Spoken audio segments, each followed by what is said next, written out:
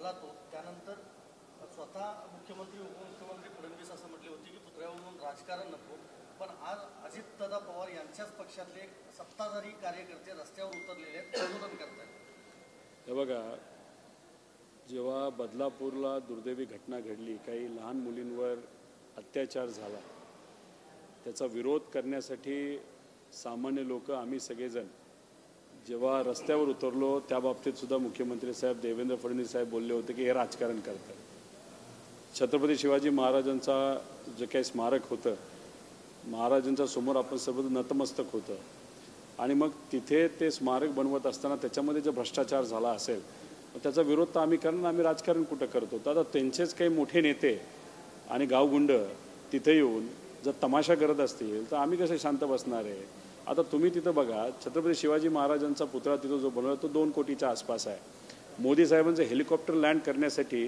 2.5 कोटीचं तिथं हेलिपॅड बनवलं आहे।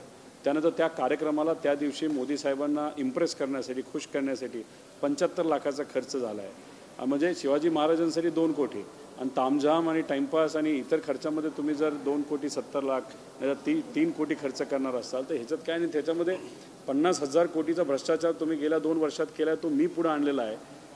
आता तुम्ही तर तुमची लेवल इतक्या लो लेवलला गेले की छत्रपती शिवाजी महाराजांच्या स्मारकामध्ये सुद्धा तुम्ही पैसे काढताय। आणि याच्यातच आता अजितदादा आणि त्यांचा पक्ष जे काही आंदोलन तिथं करत आहेत, मला त्यांना एवढंच सांगायचं आहे, कदाचित मला असं वाटतं की दिल्लीवरनं एक फरमान आलं असावं की आता आपलं कुठलंच गणित बसेना, महायुतीला कुठेच आकडे मिळेना, तर मग आपण थर्ड फ्रंट काढू, अजितदादा आणि त्यांचा पक्ष त्याचा पुढाकार घेईल, त्यांना मनसे जोडले जातील, अजून इतर पक्ष जोडले जातील, आणि या थर्ड फ्रंट हे जे करतायत, जे दिल्लीवरनं आदेश आला असं वाटतं की त्यांचं काम असणार आहे पवार साहेबांचा पक्ष, उद्धव ठाकरे साहेबांचा पक्ष आणि काँग्रेस यांची फक्त मतं खायची, निवडून नाही आलं तरी चालेल, पण फक्त मतं खाण्यासाठी आता हे थर्ड फ्रंट कदाचित निर्माण करते। आणि त्याची सुरुवात आज आंदोलनापासून सुरू झालेली आहे। म्हणजे हे आंदोलन करतायत आणि तिथं कोर्टाकडनं मुश्रीफ साहेबांची जी कंपनी आहे त्याच्यामध्ये 200 कोटीचा भ्रष्टाचार झाला असं कोर्टच तिथं सांगते ब्रिस्क इंडियामध्ये। म्हणजे तुमचे लोक पैसा खाण्यामध्ये एकत्र आणि इथं राजकीय पोळी भाजण्यासाठी तुम्ही वेगळी भूमिका घेत असाल तर कदाचित मग थर्ड फ्रंटची सुरुवात आता सुरू झाली असं महाराष्ट्रामध्ये बोलावं लागेल। हा दावा आहे तुमचा, थर्ड फ्रंटची सुरुवात झाली? बघा आता हळूहळू चर्चा कशा होतील, त्याच्यामध्ये उद्या जाऊन ते अजून काहीतरी बोलतील, मग BJPच्या काही प्रमाणात विरोधात भूमिका तिथं घेतील आणि हळूहळू मग आम्हाला एवढीच सीट पाहिजे, आम्हाला 100च पाहिजे, मग तिथं BJP म्हणणार नाही 20च देतो, आणि त्यात ते वेगळे जातील आणि काही अजून 2-3 पक्ष एकत्रित येऊन एक वेगळ्या प्रकारचं समीकरण फक्त मतं खाण्यासाठी, म्हणजे सुपारीबाज पक्षांची एक असोसिएशन नाहीतर एक संघटना तिथं होईल आणि ते फ्रंट हे फक्त मतं खाण्यासाठी उभे राहतील असा अंदाज आता चर्चेत यायला लागलेला आहे। जाहीर माफी एकमेव नेते अजितदादांनीच मागितलेली आहे व्यासपीठावर या प्रकरणात। जर कुणी अशा प्रकारची माफी मागत असेल तर चांगलीच गोष्ट आहे, पण कुठलाही प्रोजेक्ट करत असताना म्हणजे आम्ही ॲम्ब्युलन्सचा घोटाळा जेव्हा बाहेर काढला, गरिबाचीच ॲम्ब्युलन्स होती ना 6,000 कोटी, त्या बाबतीत तुम्हाला जाहीर माफी मागता येत नाही। ते जे बदलापूरला झालं तिथं अन्याय झाला त्या लहान मुलींवर, आणि असे प्रत्येक दिवशी तिथं बलात्कार नाहीतर एक चुकीच्या घटना महिलांच्या बाबतीत, तिथं तुम्हाला माफी मागता येत नाही। त्याच्याचबरोबर तेव्हा तुमचे भाजप म्हणजे मित्रपक्ष हे थोर व्यक्तींच्या विरोधात बोलतात तेव्हा तुम्ही तिथं काही बोलत नाही।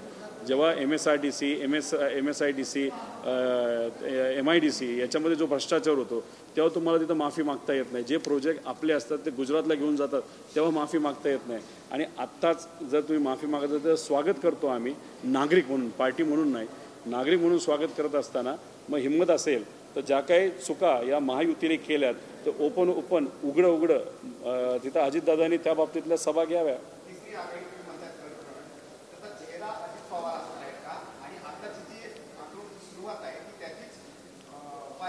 त्याचीच पायाभरणी नक्कीच आहे असं वाटतं। हळूहळू तुम्ही जर बघितलं तर ते बघा, आता ते गुलाबी यात्रा त्यांनी काढलेली आहे, ती वेगळीच यात्रा आहे। मुख्यमंत्री म्हणतात मुख्यमंत्री लाडली बहीण योजना, अजितदादा म्हणतात माझी लाडकी बहीण योजना, आणि त्याच्यावर दादा जी यात्रा काढलेली आहे तिथंच कुठंतरी आता वाटायला लागलं, त्याच यात्रेमध्ये दादांनी ही भूमिका तिथे घेतली। त्यामुळे असं आपल्याला नक्कीच म्हणता येईल की थर्ड फ्रंट जो तिथं निर्माण केला जाईल त्याच्यामध्ये कदाचित मनसेसुद्धा येऊ शकते, त्याच्यामध्ये अजून काही इतर पक्ष आहेत ते तिथे येतील आणि मग एकत्रित ते थर्ड फ्रंट करतील आणि त्यांचं काम फक्त एकच असेल, सुपारी घेऊन महाविकास आघाडीची मतं खायची. असं त्यांना वाटतंय. भाजप त्या बाबतीत फार हुशार आहे. दिल्लीत बसून एसीत बसून काही गुजरातले नेते तिथं काही समीकरण बसवतात, पण असंच समीकरण त्यांनी लोकसभेला सुद्धा केलं होतं.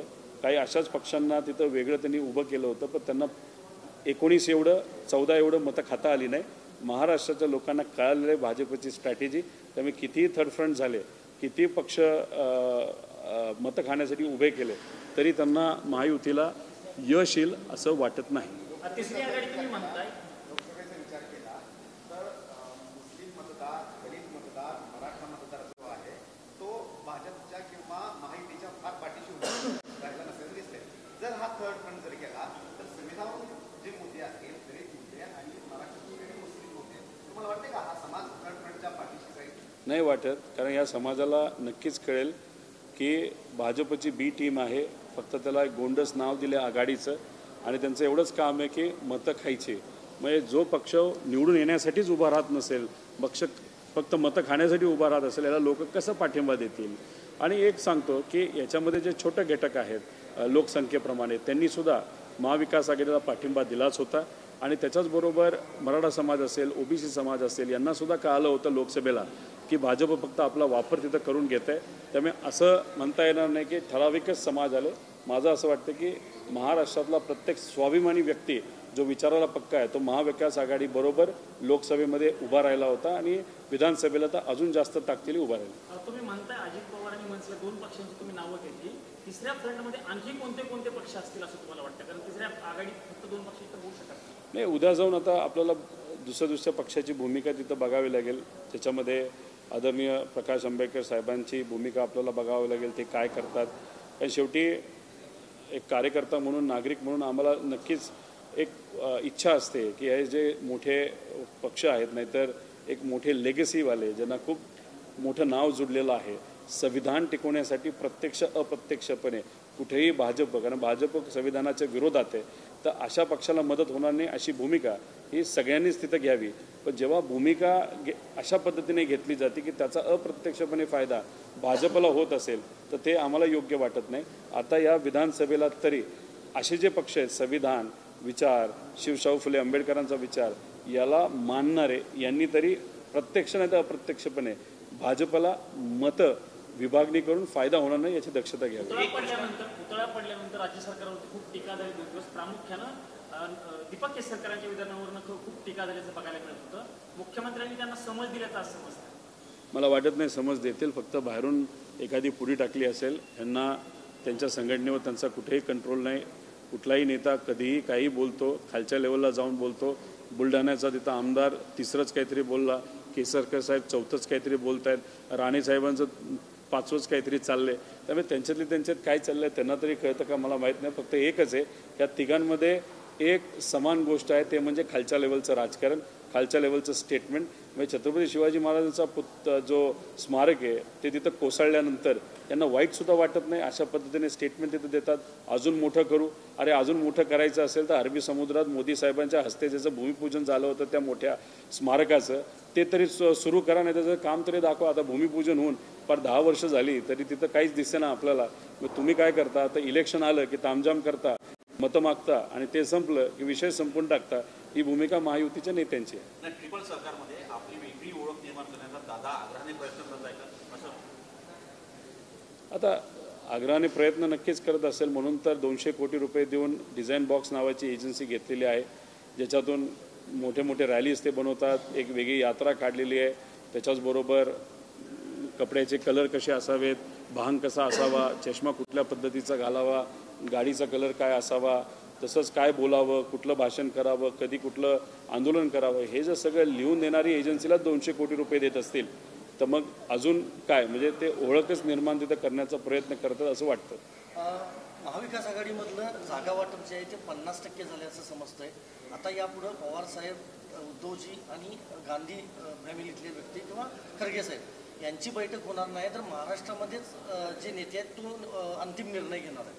नाही, असं वाटतं की 70 ते 80% ज्या जागा वाटप असतील त्या राज्य लेवललाच होतील आणि जर कुठं छोटा मोठा वाद असू शकतो ते कदाचित सेंट्रल लेवलला नाही तर आपण म्हणतात तसं राहुल गांधी साहेब असतील, खरगे साहेब असतील, मग साहेब असतील, नाहीतर उद्धव ठाकरे साहेब असतील त्या लेवलला होईल. पण आत्तापर्यंत जी काही चर्चा चालू आहे, जे काही आम्ही ऐकतोय ते शांततेत चांगल्या लेवलचं संभाषण आणि कोऑर्डिनेशन तिथं चालू आहे असं तरी आम्हाला जाणवते. कुरघड्या महाविकास आघाडीमध्ये कुठंच नाही आहेत जशा पद्धतीच्या कुरघड्या महायुतीमध्ये आहेत.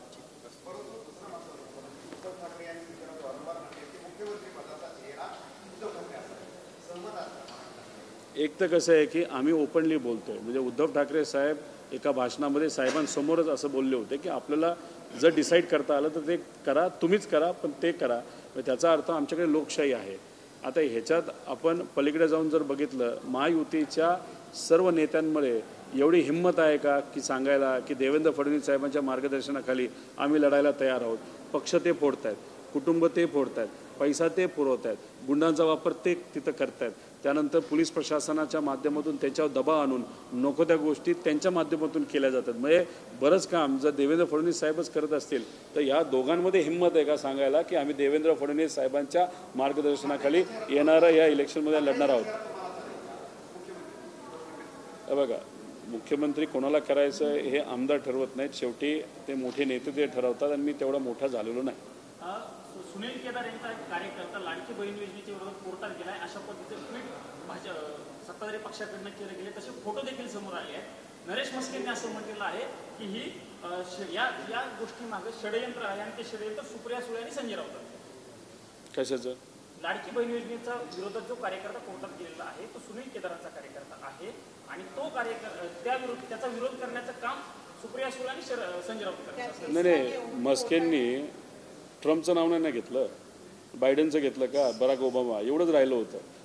कुठं जोडतायत त्याला काहीतरी डोकं तर लागतं का नाही. उगाच येऊन इथं पतंग उडवायला लागला दिल्लीत आल्यानंतर, अरे मोठं शहर आहे, चला मोठे मोठे पतंग उडू, मोठे मोठे इथं पत्रकार आहेत, पण काही तुम्ही बोलाल आणि काही लोक ऐकतील हे जर त्यांना वाटत असेल तर ते हवेत गेलेत असं म्हणावं लागेल. चला.